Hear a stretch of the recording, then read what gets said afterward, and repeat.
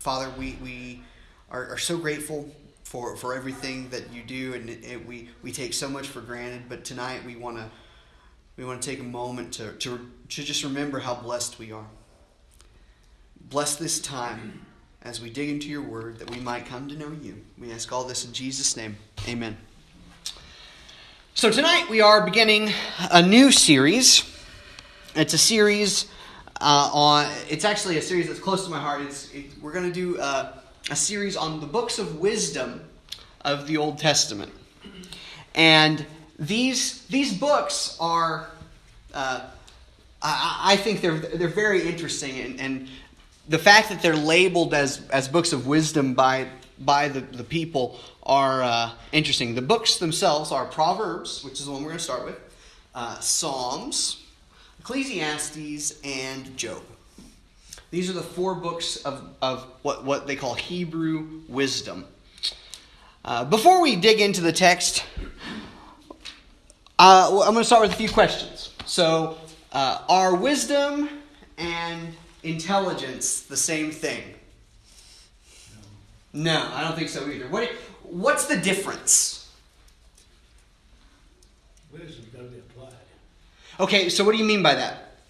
Well, knowledge without being applied. Wisdom is how to use what you know. Yeah. So there's this. I mean, you can know a lot of stuff, right? But if you don't know how to implement that in a way, not just implement it, but I'll implement it in a way that's good for you and for your family and for the community. Knowledge is not the same. What are some sources of wisdom for you? I'll tell you one of them for me. One of the places that I actually get a lot of wisdom out of is movies. Believe it or not, the movie that got as a kid, and I'm really excited to show it to Reba when she is old enough, that I got some wisdom out of, was Pinocchio.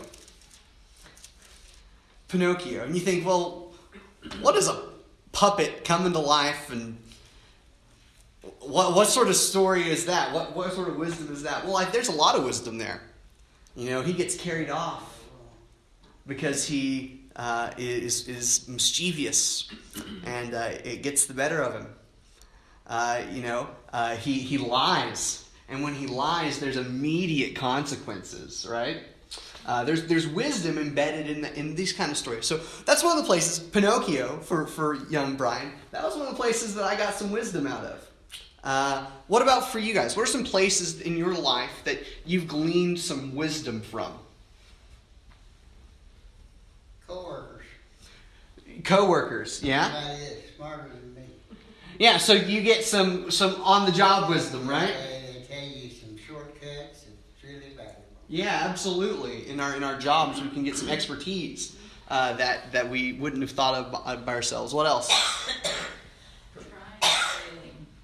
The good old school of hard knocks, right? And that's a very important place to get wisdom, isn't it? Your own failure. Now, of course, you don't always get wisdom by failing. That's a separate thing. You have to kind of work to turn failure into wisdom. Otherwise, you're just gonna fail again. But yeah, trial and error is a good way to glean wisdom. What else?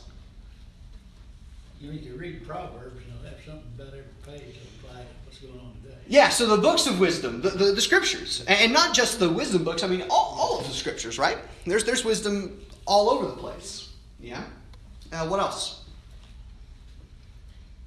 There's a lot of wisdom sitting in this room. Yeah, from each other, right? From people who may have been around a little longer than a few of us. We can learn things. Is there scripture says that the fear of the Lord is the beginning of wisdom? That's right. Yep, that's in Proverbs. Proverbs 7, 8. Anyway, we need to not be scared shaking in our boots, but we need to fear the Lord and what can happen. Yeah, absolutely. Kind of back on what Ellen was saying, my parents were a huge source of wisdom. You know, when I was a teenager, I knew I was smarter than my parents. I was smarter than my parents. But then when I hit about 19, my parents started to get a little bit smarter. And now I think they might be the smartest people I've ever met. Now that I'm a parent, for sure. And so, you know, we get wisdom from our parents too. Anybody else have a place that you get wisdom from?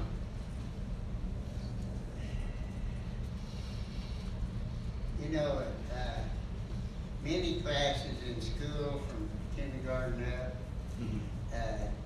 don't do you too much good, but a lot of them does you a lot of good. Mm-hmm. And you can gain wisdom by an older teacher or a younger teacher.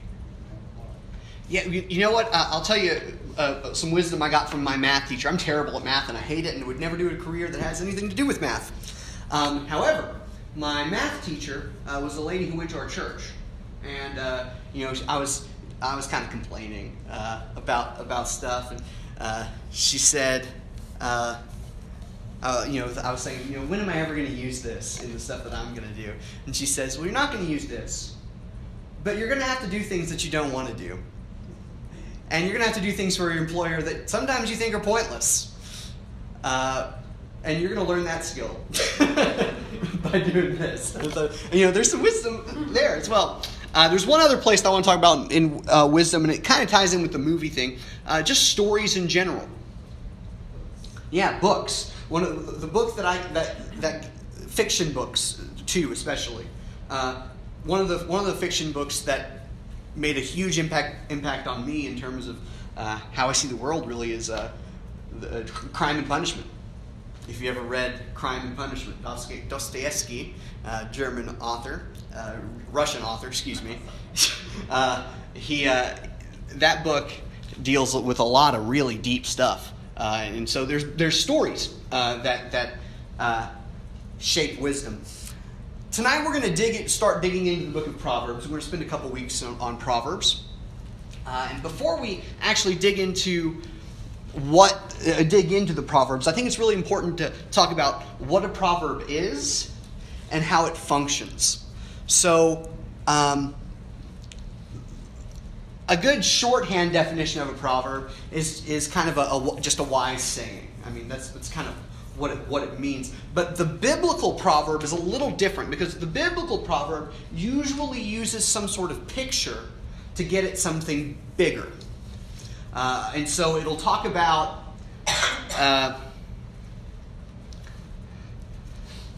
one of my favorites is look you, a lazy person, at the ant.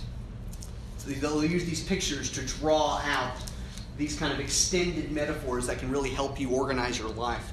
And these pictures it's important to realize going in that these pictures are not just what this story is about. Each of these proverbs, even if it seems like it's focused on a particular moral issue, they're all trying to get you to organize your life. And so it's not just one area it's trying to zero in on. It's really trying to get you to mold everything. And taking into account that big picture will shape that. And I think one of the Proverbs that will unpack this really nicely for us is Proverbs chapter 9. So we're going to start there tonight. Proverbs chapter 9.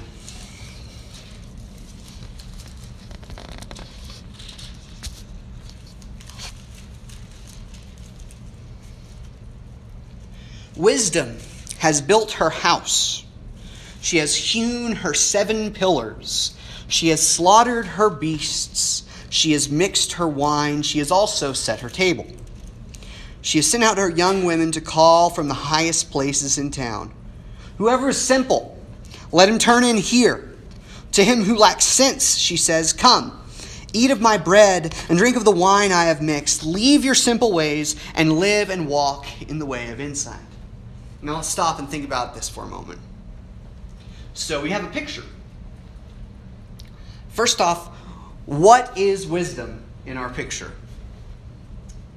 House. It's a woman. Wisdom is a woman. Female. And that's actually not odd for Hebrew literature. wisdom is often characterized with the female pronouns.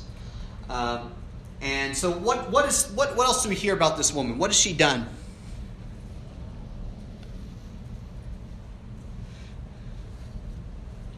It says she proceeds in the way of understanding. Yeah. She built a house. Preparing for a party. Yeah, so it says she has hewn her 7 pillars. So 7 is a good number in Hebrew symbolism. 7, 7 days of creation, right? You have the 7 golden lampstands in Revelation. 7 is kind of is a complete number. It means kind of completeness, wholeness.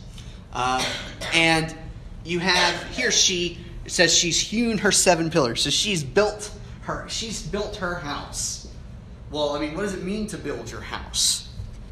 Does it mean that this woman literally went to the quarry, got her rocks, and dragged them there? Is that what this means? No, I don't think so. What does it mean to build your house? She knows what she needs to run a house. I think that's part of it. Yeah, she knows what she needs. She's founded on something. She's based on something. Yeah, so she's got a foundation. Yeah.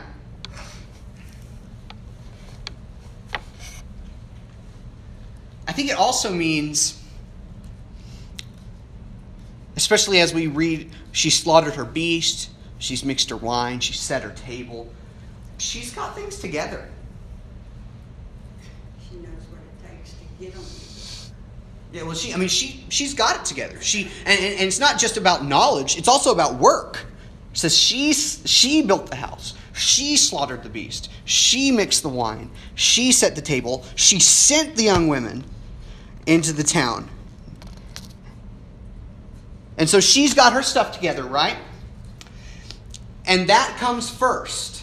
Notice, she's got her stuff together. Then she sends her servants into the town. And they say, come eat of my bread. Come drink of my wine. Leave your simple ways and live and walk in the way of insight. So wisdom gets their house in order and then invites others to join. Not just others. Young people. Yeah. The simple come and join. Is there an element here of wisdom appealing? I mean, it looks good. If you look at it, it looks good. Absolutely, and I think that is true. I think wisdom, because if you saw this woman on the street, Miss Wisdom, you'd know that she got her stuff together, and you'd be like, "Why can't I be like that?" I mean, that's how I am. Why can't I be like that? And it kind of calls to the simple. It does, yeah. I think this kind of gets at this principle of Jesus tells the parable about the plank in your eye and the speck in your brother's. He says, get the plank out of your eye first. And so she gets her house in order, and then she calls others to get their own houses in order, to share in her gift, to share in wisdom. In my Bible it says, whoever is naive, let him turn in here. To him who lacks understanding, she says, come, eat of my food and drink of my wine I have mixed. Forsake your folly and live, and proceed in the way of understanding. Yeah, and so she's basically saying, you're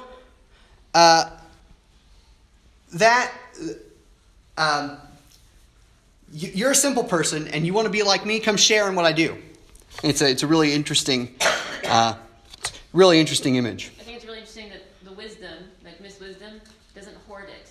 Right. It's like it doesn't hoard it, like keep it to herself. It's something to be shared, Right. but not in an overpowering way. It's an inviting way. It's like come sit at my table. Not like she's not gonna like go capture people. She's like welcoming them. It's not. It's the tone of her sharing is not. It gets it back here in a minute. It's not a. Yeah, it's and really, yeah. Go ahead. Sorry. Haughty, I guess. She's Yeah. on a high horse when she does this. And that's a really great segue into verse 7. So let's look at that. So it says, whoever corrects a scoffer gets himself abuse, and he reproves a wicked man incurs injury. Do not reprove a scoffer, or he will hate you. Reprove a wise man, and he will love you. Give instruction to a wise man, and he will be still wiser. Teach a righteous man, and he will increase in learning. The fear of the Lord is the beginning of wisdom, and the knowledge of the Holy One is insight. For by me your days will be multiplied, and years will be added to your life. If you are wise for yourself. If you scoff, you alone will bear it. And so she invites. Wisdom calls, appeals to you. How many of you can relate to whoever corrects a scoffer gets rebuked, whoever reproves a wicked man incurs injury? Yeah. Every day. Yeah. I mean, when somebody is a fool and you tell them they're a fool, that doesn't work out for you very well a lot of the time. It just doesn't. And so he's the author of this proverb is kind of bearing that out. Do not reprove a scoffer, or he will hate you. Instead, he says, reprove a wise man, and he will love you. What is the author trying to do here? One way you can, sometimes you have to do it and see whether it's wise or not. Yes, and I think when we read this, we hear his prescription, right? He says, when you reprove a scoffer, you get hated. When you reprove a wise man, he'll love you. And we think, oh, he's telling us to reprove wise people and not reprove foolish people. But I don't think that's what he's doing. I actually think he's telling us how to react to reproving. I think he's telling us, be a wise person and not a foolish person. Because when those women come out into the square and they start saying, you come and eat my bread, well, you can say, why would I want your bread? My bread's plenty good. It's encouraging us to be open to that, to be wise. And that wiseness is humble. And I think that's captured in verse 10. It says, the fear of the Lord is the beginning of wisdom, and knowledge of the Holy One is insight. And so I think it's right. To be wise, to take this humble position, to be able to receive correction like this, it takes humility. And I think that humility is rooted in recognizing our place before God. We recognize our place before God. Because so often I think a lot of the people who get so upset when you correct them, they've put themselves in the place of God. I mean, honestly. And I know that sounds harsh, but I think it's the truth. I think it's the truth. Because what does it matter if you're wrong? Well, you'll learn and you'll get better. But if you think so much of yourself that you have to be perfect, like God is perfect, then you've mistaken your place. And so I think this gets at that with the beginning of wisdom is fear of the Lord. And it ends with, if you are wise, you're wise for yourself. If you scoff, you'll bear it alone. So I think it pulls it all together at the end to show that it's not really talking about you need to be careful who you correct. I think it's more about you need to make sure that you're a kind of person who can be corrected. Because if you are wise, you're wise for yourself, and if you scoff, you bear it. And that's true, isn't it? Man, if you're one of those people who can't be corrected, you're going to feel it. You're going to feel it because you're not going to grow. You're not going to grow as a person. One of my favorite things, and I'm not going to say this makes me wise, but one of my favorite things to learn is that I'm wrong. I love that. I like when I read something and I'm like, that's not what I thought. I love that feeling because it means that I'm growing, I'm learning, and I think that's what this is getting at. When you correct a wise person, they get wiser, and they when you teach a righteous man, they increase in learning. And so it's telling us to be open to being corrected. In fact, you should probably even be happy when you're corrected because you're growing. And so this picture has been going along nicely. Now it's going to give us another picture. Another picture, still in the same proverb. It says, the woman of folly is loud. This is verse 13. The woman of folly is loud. She is seductive and knows nothing. She sits at the door of her house. She takes a seat on the highest places of the town, calling to those who pass by, who are going straight on their way. Whoever is simple, let him turn in here. And whoever lacks sense, she says, stolen water is sweet, and bread eaten in secret is pleasant. But he does not know that the dead are there, and that her guests are in the depths of Sheol. And this is a really good picture too. I think I even like this picture more than I like the first one. It's so interesting. We have here another woman. Which woman is this? Not wisdom, but folly. So we got Miss Wisdom contrasted with Miss Folly down here. And what do we know about Miss Folly? She's not looking. She's also appealing to people. That's right. She's calling to people, isn't she? Just like wisdom. And she's saying the exact same thing, right? In her opening appeal. It says, if you're simple, come here. Come here. What else do we know about her? She thinks a lot of herself. Because she's sitting on the highest point in the city. Yeah, she thinks, so Miss Wisdom really does have her house in order, right? She really has gotten her stuff together. And Miss Folly thinks she does, at least. She takes the highest places for herself. What else? She's kind of like Satan tempting Christ. Some lies in it. A little bit of truth and a lot of lies. Yeah. She would say something pleasant, but she didn't bring it to consequences. That's right. She gives them. So wisdom and folly are both promising something that they say is good, right?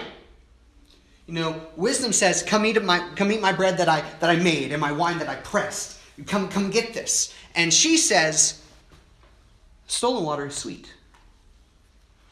Bread eaten in secret is pleasant." And I know I've eaten Oreos at 1 a.m. She's right, okay? But what else? What else? So she's telling us kind of half-truths. What else?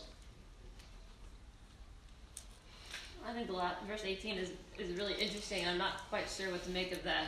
Yeah, so we're gonna get there. Hold on to that, okay? 'Cause that's kind of, I think, where we're probably going to end tonight on that note. One of the things that I want to point out is that she's loud. Boisterous. Yeah, so she's loud. Mine says I'm rude. Yeah.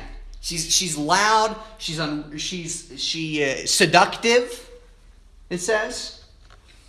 And so let's talk about this. What does all this mean? So, just like wisdom getting her house together wasn't about building a house or setting tables. It was really more about having their life in order.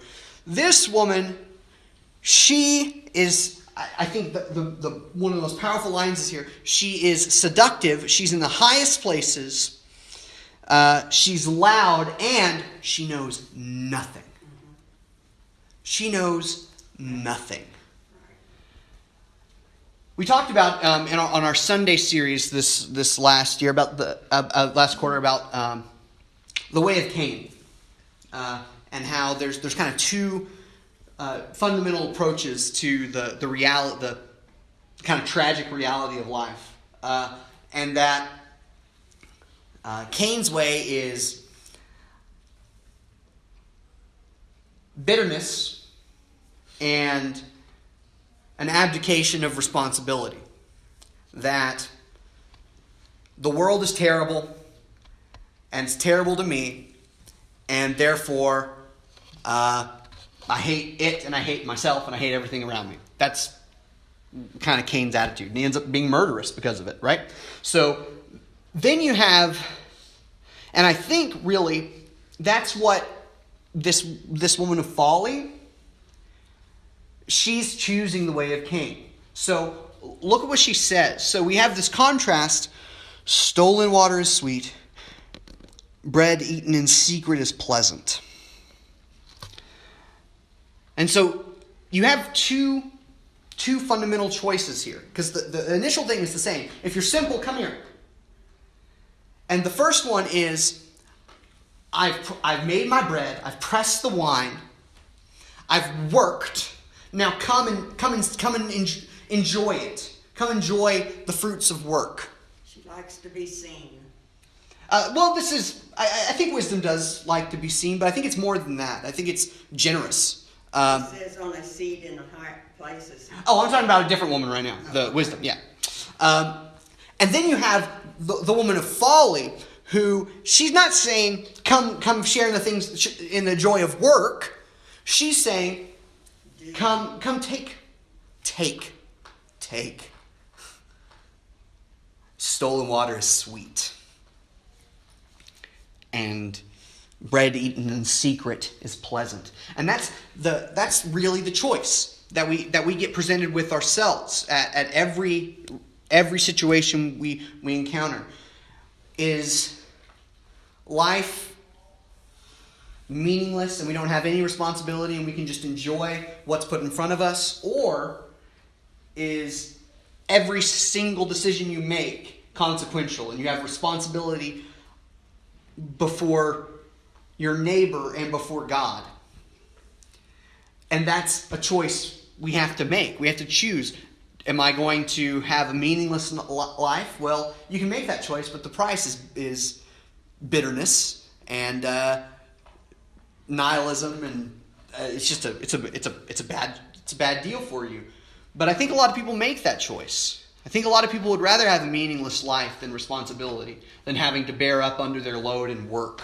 I think it's really interesting in here. It says the woman of wisdom has wine and meat that she's got, which, I mean, I'm making an assumption here, so you can tell me if I'm wrong, but I think that's probably better than water and bread. Oh yeah, for sure. Right? And so, I mean, folly is basically saying you can survive by stealing water and food with the bare minimum. It's not going to be as good, but it's okay. Well, and not only that, but it's...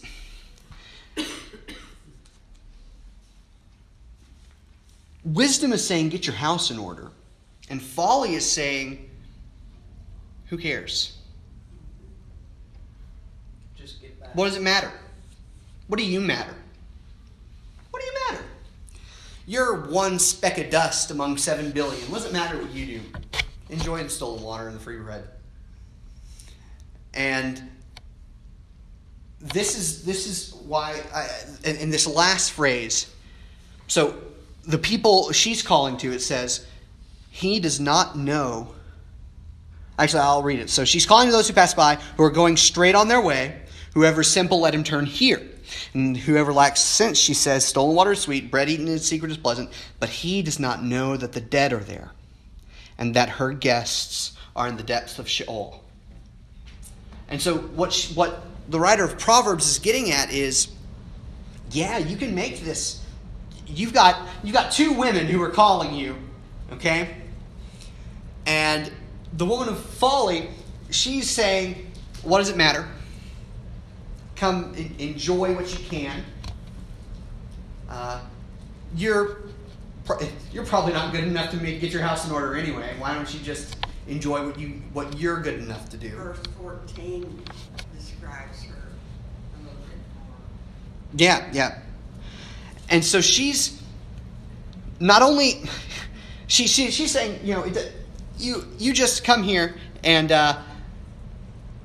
kind of live your life mediocrely. Why go through the effort of courageously and truthfully bearing the load that God has put in front of you? What's the point? That's her shtick. But what the author of Proverbs wants us to know is that road is going to kill you. It's going to kill you. And I don't think he means like actual death, although I think he might. I think he might. But I think it really means, when you choose to abdicate your responsibility, when you choose to say, what does it matter about my house, getting that in order, when you choose to abdicate that responsibility, you become less of yourself. You become a little less, and you're a little less capable, and a little less true. You're a little less of you. And you make that decision enough days in a row, and you are incapable. And you are someone you wouldn't recognize. Wind up a loser. What's that? Wind up a loser. Yeah. I mean, that's what it's getting at. He says, I've got two ways. This way over here, the way of wisdom, she works and she busts her tail. Okay, it's not easy. All right. The image she's getting here is hewing things out of a quarry, building a house with 7 pillars, killing a beast, making meat out of it, pressing her own wine. She's got a lot to do. And that's a lot of work, and that's one of your choices. You can do that, or you can do none of that. You can do none of that. And that's a real choice. That's what Proverbs is trying to put in front of you. It's a real choice, and it's not a choice that you make once. It's a choice you make every single day. Which of these two roads am I going to follow? Verse 10 tells us which ones we better follow. That's right. That's right. Well, and so here's the real kicker of this is the people who follow the woman of folly, they go to her party. And man, it's a party. Right? I mean, like I said, it feels good to eat Oreos at 1 a.m. I know. I've been there. But what you don't know, and what you can't realize, is that the guests of the party are all dead, and so are you. So are you. That way of life makes you less of who you are. And you wake up, and this happens with all, when I think Alcoholics Anonymous calls it hitting rock bottom.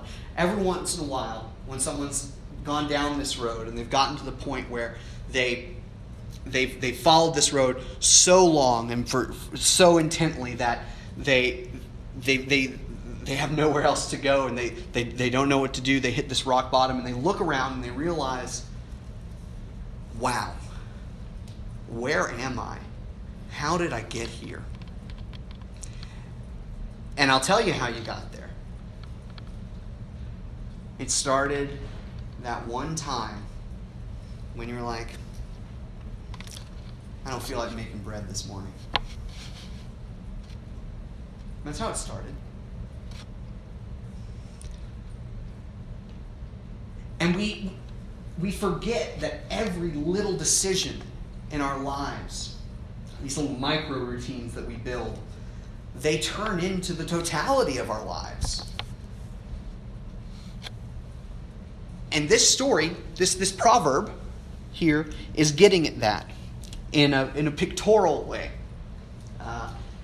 And so, as we're thinking about these, I want us to also have another question in the back of our mind: is the proverb correct?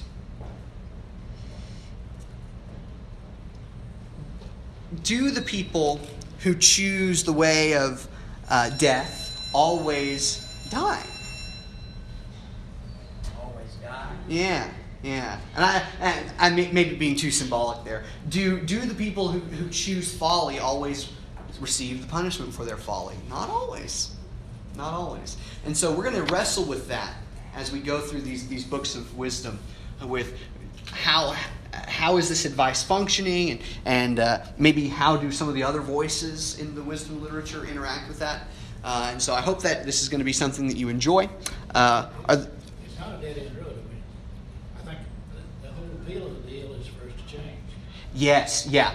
That's right. Absolutely. This is written to people who are already on that path to death, right? This is saying, hey, just come over here. You who lack sense, come over here. So yeah. Are there any other last thoughts? All right. Well, let's go to God.